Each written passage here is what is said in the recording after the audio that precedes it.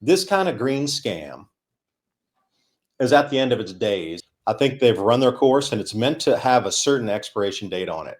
And I think that expiration date overlaps with disclosure into what you consider electro-gravitics and magnetic motors. And we have aliens invading from 2020 to 2024. Then you have Trump coming in and deporting them back to their extra land, extraterrestrials, aliens, back to their extra land. He's defeated the aliens. And that's the way that I think a lot of this stuff works, Dave. It's all wordplay, it's word magic, and because that's the way that people talk about the alien invasion, right? That the aliens are going to come and invade, and then we're going to push them back, and then we're going to reveal the technology.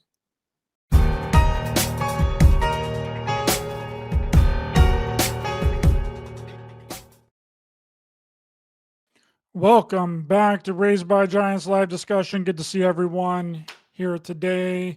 Today we have David DuByne returning from Adapt 2030 channel. Welcome back to the show, Davis. Good to see you.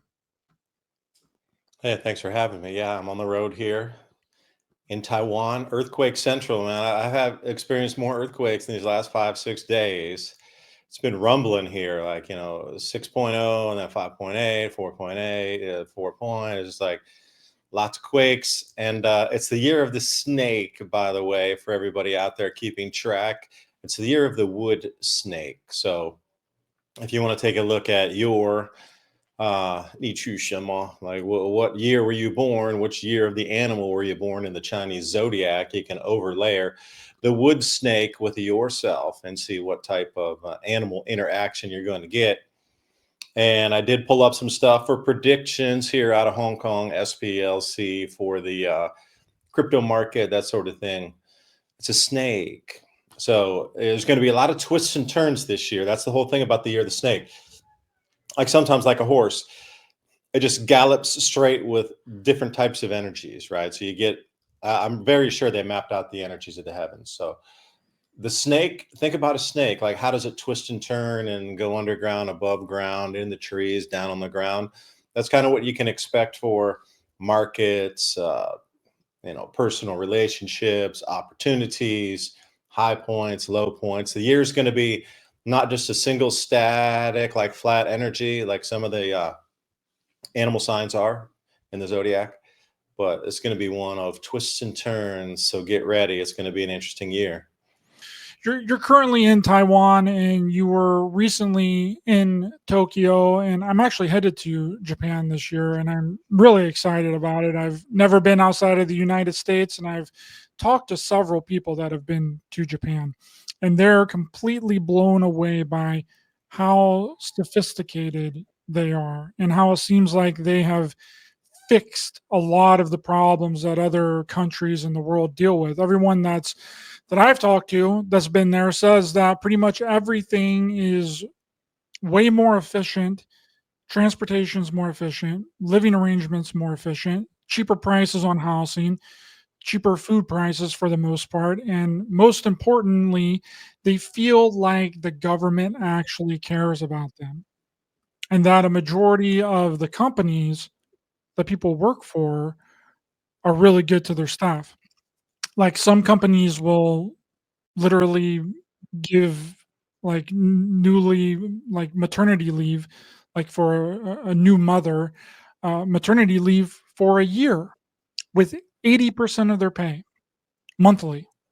And those types of things are the way that it's supposed to be, I believe. I mean, that's common sense, but the US is ridiculously backwards. I mean, just with that example of maternity leave, you're lucky to get off a week in the United States on maternity leave.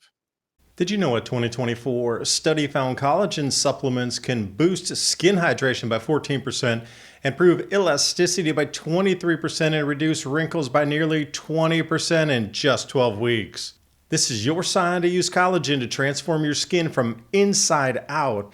That's why I've been using this amazing product for the last few years. Unlike other collagen supplements, this collagen uses the top 5 types of collagen for skin health. This premium collagen blend works together to help reduce visible signs of aging, reduce wrinkles.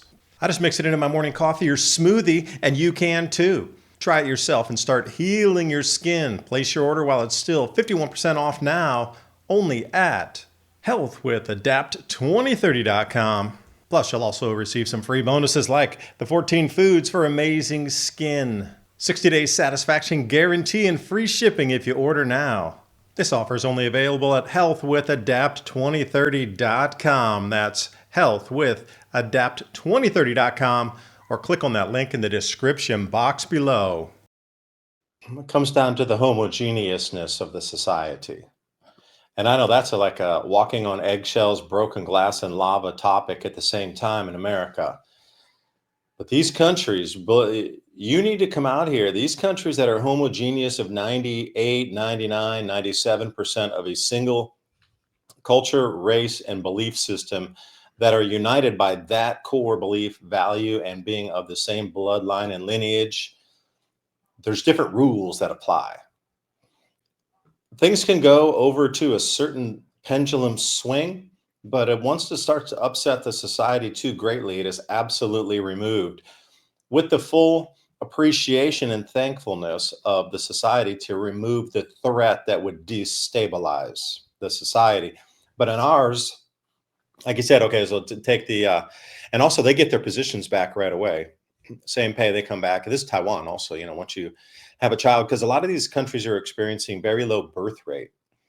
So instead of trying to import just non-equivalent people into there that don't have the same beliefs, that aren't of the same ethnicity, they would prefer to have their own children and keep the society homogeneous. Where in the States, we're like, oh, who cares? We'll just import somebody else from a different country and whatever.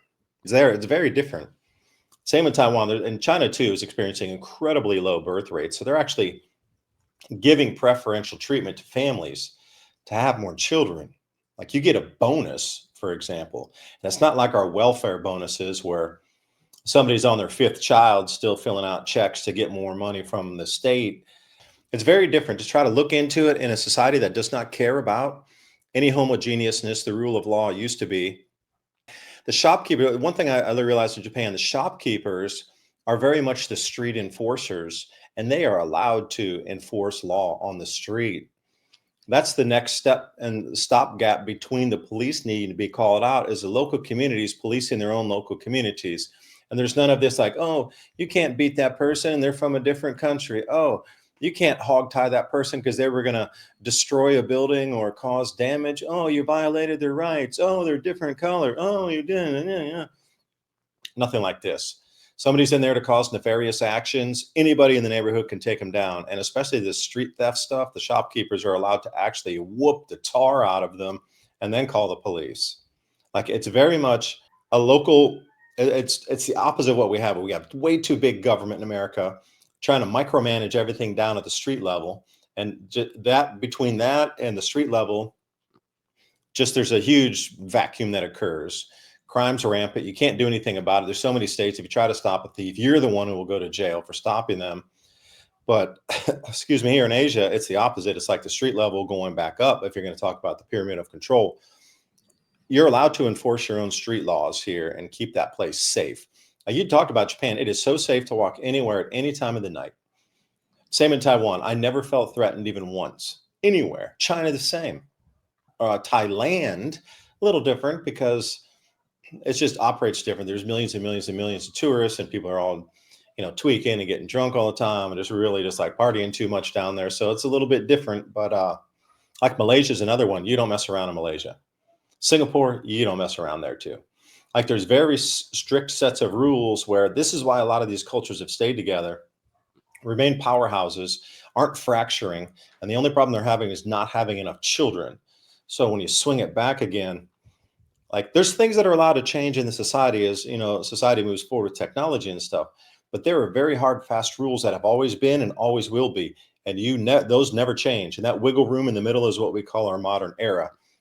But I really like the way that they are allowed to stop the threat of something that is going to destabilize their country or their neighborhoods or their cities or their culture without being admonished or arrested or thrown under the bus for being this, that, or the other label that we've given everybody for stopping crime. I give them high praise for that, because you're a Western tourist and you come and try to mess around and be like, oh, I'm from America, I can do what I want in your little country. No, you can't. You're going to get put in your place so fast when you wake up in that jail cell, and you're going to call your embassy to get you out because you tried to take something off a street vendor and run, and they all cornered you and whooped you to death almost. Then you're going to realize that the same rules don't apply overseas. There's a whole different world out here. And once you start exploring it, you start to realize how defunct and broken the United States is. No, it's just interesting. I mean, just with transportation, because from my understanding, again, I've never been there. I don't know how everything operates, but I'm planning on going there this year. But just with transportation, it seems way more efficient. Like bullet trains there, they get you to where you need to be like really quickly. And it blows my mind that the United States hasn't implemented anything like this. Like, we're still just driving around in cars when a lot of people in Japan use public transportation. I don't even think that, again, I'm not 100% sure because I haven't been there. I don't think very many people in Japan, like the common everyday person, has a vehicle because they don't need a vehicle. That's true. And the trains run down to the minute on the schedule. If your train says it'll be at 7:20 in the morning and you rock in at 7:23, your train's already gone. Like, you have to wait for the next one. And a lot of them are seated trains, right? So you have to, if you don't have a seat, then you have to go back to the station, turn in your ticket, get a new seat allocation if they have or whatnot. And I'll tell you one thing. So being in Taipei, they have, I think, about 15 different underground, or what you call, subway lines. Up in Japan and Tokyo, there's 200. I mean, the vastness of the network is so mind-boggling. When I looked at that, you have got to be, that is a fraction of a little square on the bottom, what would be just the Taipei system, which is one of the most advanced in Asia, the widest reaching, and that is just a fraction of what Tokyo is. And you talk about getting people somewhere efficiently, and I'll agree with you, not a lot of people have cars.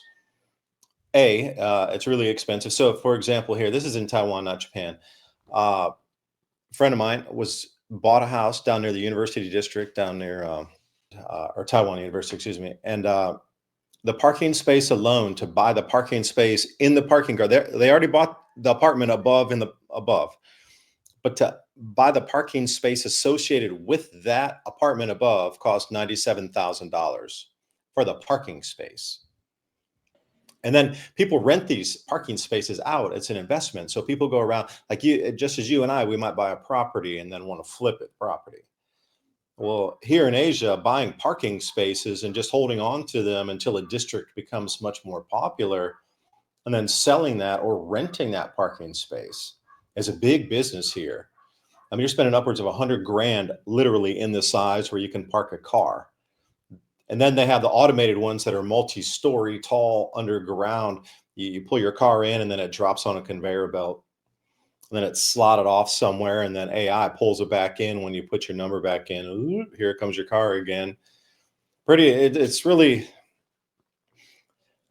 intriguing to see what they've done with the lack of space. Like in America, we almost have unlimited space. So everything just keeps going out and out and out. Well, a lot of these places, you can't go anymore out. It's an island, or there's, some sort of border to another country, and then it kind of stops. So you're going to have your mind blown when you come out. It's absolutely going to shift your full waking reality when you have a chance to see what it's like outside the States versus what our brainwashing machine has told us. America, number one.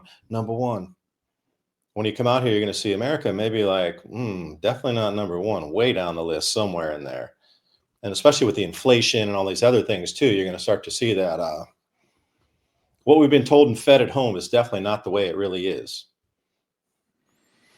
Which is so interesting. I think some people are really getting an idea about China because of the TikTok ban. They ended up downloading this app called Red Note, which is 100% controlled by the Chinese Communist Party. But that's super popular here too. That is massively popular here. I think a lot of people got a wake-up call of like how much we were kind of lied to about China. and this idea of what we think China is about whenever they got in there and see nothing but Chinese people uploading and figuring out a bunch of different things. And I was like, oh wow, this is kind of like a cultural shock as well.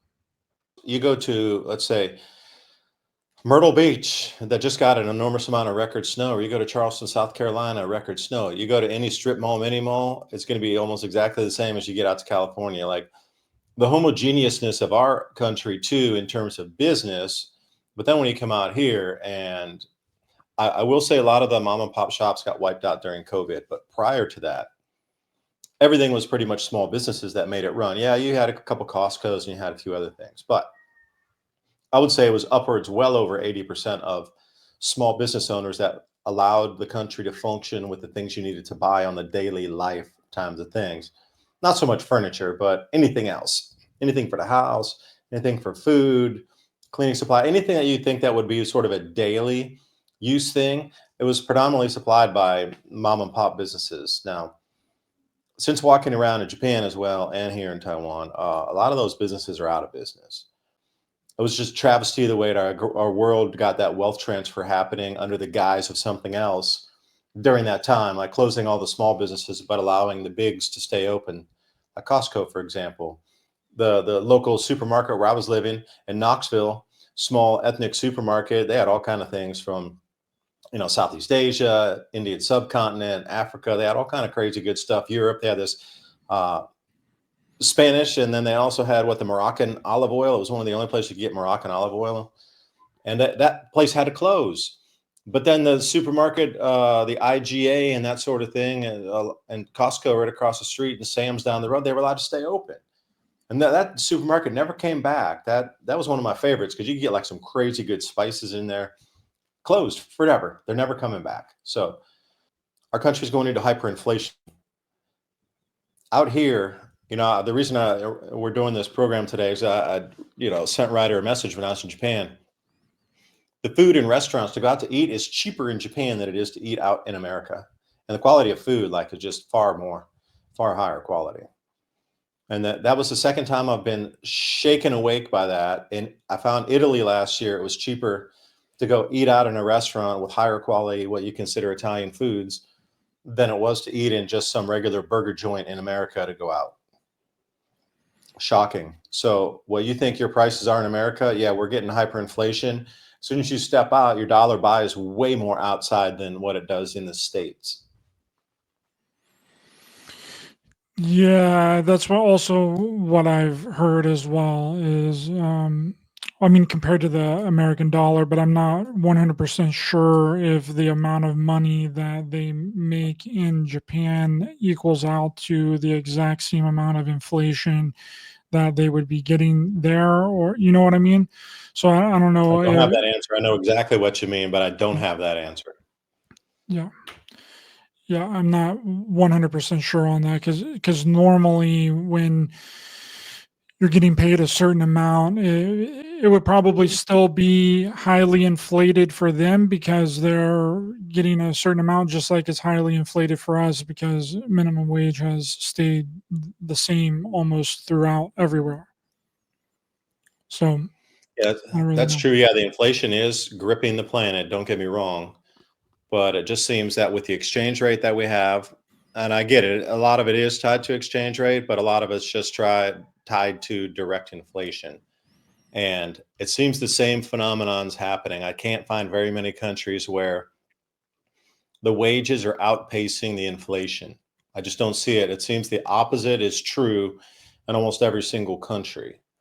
But with that said, how is it that you can go to some of what were considered the most expensive places in the world and still have that be cheaper to eat out in a restaurant than it would be to eat in just give me a common like restaurant chain, not like a McDonald's or anything, but uh, give me a restaurant chain that might be in the States that's just sort of like hamburgers, like Five Guys or something, Chick-fil-A, or Chick-fil-A. I'm trying to think of some other one, the Olive Garden, maybe something like Mm. that.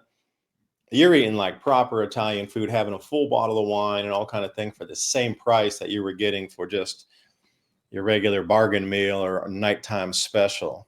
Because, it's really difficult to find. Like for me, where I live in a small town, there's got a couple of restaurants along the river. And when I first moved to that place, you could get in there and get a hamburger for like $8, big, huge thing of fries, have a couple beers with that, and you walked out for under $20, right? Now you can't even touch that same hamburger. It's like $14.13.99 for that same hamburger. And that's just in a regular, sit down kind of fun restaurant. It's right on the river, or I should say big creek coming out of the Smoky Mountains. There's a little swimming hole there, and a lot of people pull in with motorbikes and things like that. But just even that, and that is considered, not so expensive compared to going out some places in like Nashville, for example. That is way more expensive than eating out in a restaurant in Japan or a restaurant in Italy. That's what I'm getting at, is even a regular nice burger place or, steak / salad serving place is way cheaper by 20 to 30% easily to eat out in other nations versus our own. So what's going on with the inflation at home here? Are the portions are a lot smaller though, right? I'm finding that not really. We have gone through the shrinkflation thing to try to battle with the inflation first by shrinking our portion sizes. And anybody who goes out to eat will absolutely know what I'm talking about. Especially, I'll bring you back to that same example when I first moved down to the small town. Like when you got an order of fries next to a burger, it covered a good majority of the plate. It was like a stack of fries. Now it's just like a few of them dribbled on the side. I would ask everybody out there listening, do you think the portion sizes that you're getting when you eat out, do you think it's smaller than it was 5 years ago? Or do you think you're getting the same amount of massive American portions? I don't think so. Everybody did shrinkflation first to try to disguise the price rises before they couldn't, brush that under the rug anymore by shrinking the size. Well, they finally actually had to raise the price of the base ingredient, like the beef patties or the whatever it would be. I mean, like in Japan, the portion sizes whenever or other countries, I don't think, again, haven't been there, but from what I've heard is that they are smaller in portions than the portions that we get if we go out to a restaurant here. They're much larger here than they are in other countries like Japan and like Taiwan. I would have agreed with you 5 years ago. Absolutely smashingly different sizes. But after all the restaurants had to compensate for the rising prices, they keep shrinking the size of what you consider an American meal plate size. That has gotten smaller and smaller and smaller to where it is nearly equivalent of what you're getting out in other nations now. That's the whole thing. That balance reoccurred. Before, I'll agree, you had something stacked to the Himalaya on the plates for American portions. But now, that's been knocked down to what you consider regular size. They're really cutting down into the food wastage in the restaurants now. So I'm going to say maybe 10% more size but when you walk away out of a restaurant, you're still full. It's not like you walk out, like some French restaurant where they gave you something that's like the size of a, thimble for your main dish where you got to eat a bunch of those. But beyond that, I think it's very close, pretty close. Interesting. See, I'm kind of scared to go to Japan because I'm super tall. Oh man, you're going to be so stoked there. I'm 6'5", and I'm afraid that. Oh, you'll get through. Just watch your head. I'm 6'4". I'm always very leery of my head when I go through things. When you're going through doorways. Yeah, I'm gonna have to. You'll smash your head a few times before you get it. Believe me. I'll leave like on the floor, almost cowering, like that'll just break my brain. Yeah, I've heard some of the shops are kind of tiny. Some of the living quarters are really tiny. I want to go to these UFO hotels. Have you heard about these? I think they're abandoned now, but because they didn't go over and they didn't get to build them all. But I believe this is in Japan. Yes, yeah, Tokyo Fox. Yeah, it could be.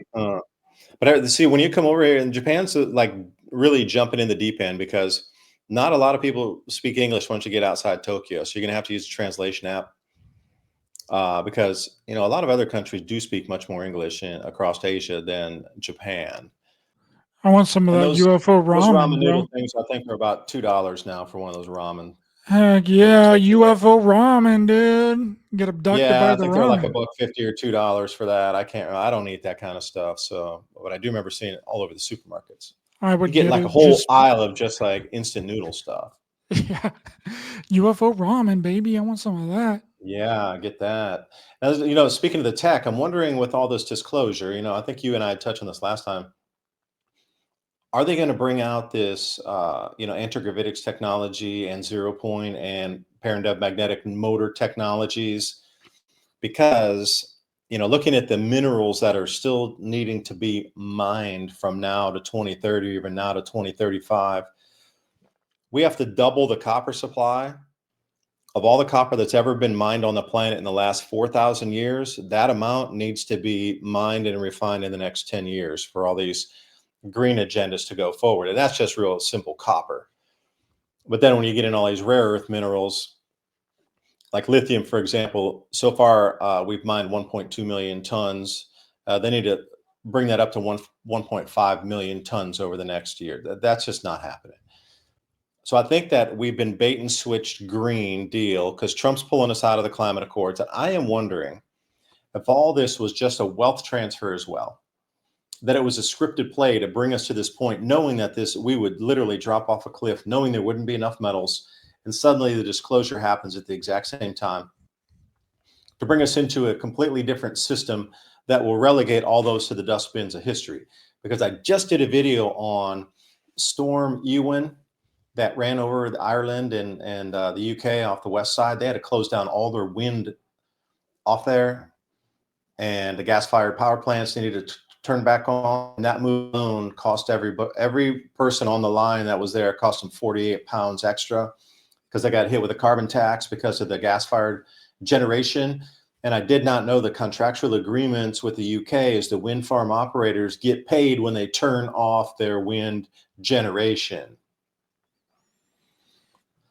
because they don't want to damage the blades in high wind, because it overload the grid. Like if they were to leave it on, possibility of damage, yes, but possibility in a lot of the peripheral areas would be screaming at like 50, 60 mile an hour winds and it wouldn't get to the hurricane range. That all those in unison spinning at max capacity would overload the grid with input. But there's some kind of smoothing load mechanism balancing. When there's too much energy produced from the windmills, they need to turn it off. So then every time they do this maneuver, this Rubik's Cube of, we got to turn all the wind production off along the West Coast, they need to fire up the gas. But all that, there's a like a fee for the wind companies because it's like a nuisance fee for them to have to turn it off. They get paid a certain fee by the government. Having no production, they get paid the equivalent of what they would have produced, even though they're not producing. And then the consumer gets hit with a carbon tax because they're using natural gas. So the consumer gets hit with 3 different charges every time, they come into a large wind event where they need to shutter all wind operations. So this kind of green scam is at the end of its days. And I can see why everybody's pushing so like ferociously now, because I think this is the last time that they're going to have to either launder the money or to like make prices rise in stocks or whatever green end of things are before it collapses. I think they've run their course and it's meant to have a certain expiration date on it. And I think that expiration date overlaps with disclosure into what you consider electro-gravitics and magnetic motors, meaning we don't have to burn anything again. Yeah, I have a really interesting theory on the reason for them not releasing the free energy in the craft when it comes to like aliens and stuff, because free energy has kind of been tied with extraterrestrials and aliens in this community for a really long time.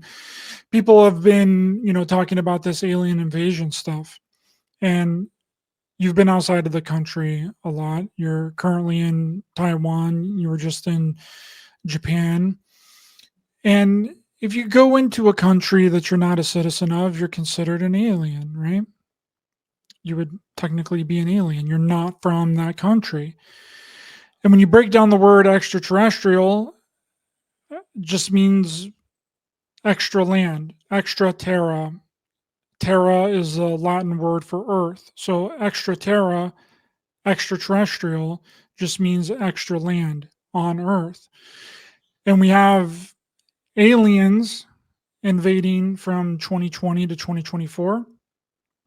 Then you have Trump coming in and deporting them back to their extra land, extraterrestrials, aliens, back to their extra land.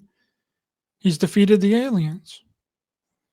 And that's the way that I think a lot of the stuff works, Dave. It's all wordplay, it's word magic. They tell you one thing when they mean something completely different.